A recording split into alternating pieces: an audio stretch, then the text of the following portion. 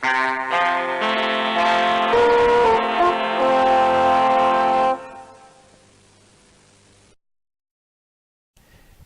and welcome back to Hellavy. I'm your host Joe, and we're continuing with our Let's Read of DC's 52, issue number 4, where one of our plots really takes off, and surprise, we have more players yet to come. You didn't think that was everybody, did you? Let's begin.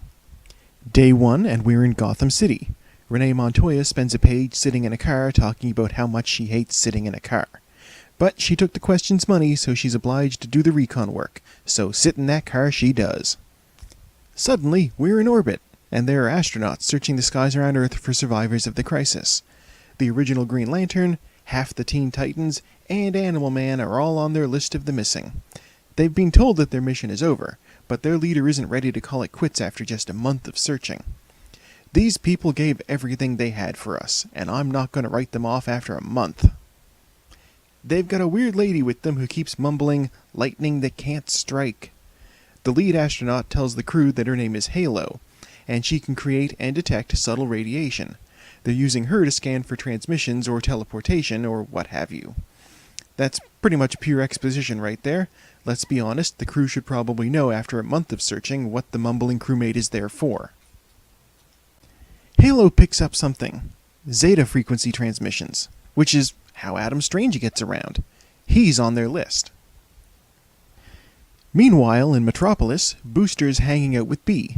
She tells him that Jean has a plan that might well find and rescue everyone who went into space. The whole time there's footage of Booster saving a child on the television in the background, and then doing a spot for a burger chain. Bee wants Booster to come with them to help find their missing friends and other heroes. Booster tells her that he's got a very tight schedule and can't squeeze it in. He's from the future. That's a reasonable excuse. Then Skeets mentions that he's got a meeting with the burger people for possible sponsorship, and that doesn't fly with Bee at all. Getting another patch on your jacket is more important than helping Animal Man or Alan Scott? Bee tells him that she thought he'd gotten his act together since Ted Kord, his old pal the Blue Beetle, had died, and Booster gets upset. I helped save a future that spit in my face, so you know what? It is about me. Day 3, back in Gotham City again, for more thrilling car-sitting action with Renee Montoya. She lights a cigarette, and the question suddenly appears behind her, asking about her smoking habits. Bite me. Can't. No mouth. Such chemistry. He gives her the lowdown on smoking, and she says there's nothing worth watching there. He tells her, "There will be, I'm sure of it," before leaving. She's pretty grumpy for someone getting paid to do nothing. Meanwhile, in Metropolis, Steele is working on his suit, taking it apart from the looks of things. John Henry Irons seems to be hanging it up to make an example for his niece Natasha. Or is he doing this because he's going a little bonkers? His hallucination tells him that he's in for a hell of a night, and then some machinery melts into his hand and he screams. Just another day at the office. On day 4, Wonder Girl's Krypton cult is still talking with Ralph. They've decided to give him a bath. It's a magical Krypton bath, though. Supposedly it grants you visions of the afterlife, and all it costs is whatever means the most to you. Ralph tells them Sue is what mattered the most to him, and she's already gone. They dunk him, and he comes up in an empty room, and then he notices that his wedding band is gone. Suspense! It's day 5 now, and Montoya is sleeping on the job. She realizes someone's gone into the building she's watching and hoofs it in after him. The Question arrives on scene, and together they find a trap door while looking for a light switch. The Question takes 8 points of damage in the fall. They find the person Renee almost missed going into the building, and surprise, he's a giant reptile in a trench coat. Now, Killer Croc is a Gotham regular, so Montoya probably shouldn't be fazed by a giant lizard man wearing pants. He does, however, manage to send her flying across the room with a single punch. Luckily, the Question, as mentioned previously, is a drug-fueled martial arts shaman, and is well capable of kicking some ass. Maybe. Montoya saves the day with a weird ray gun she finds in the crate the lizard man hefted at her. Damn indeed. Day 7, Operation Lightning Strike, the astronauts from Day 1, has the coordinates of the incoming Zeta transmission.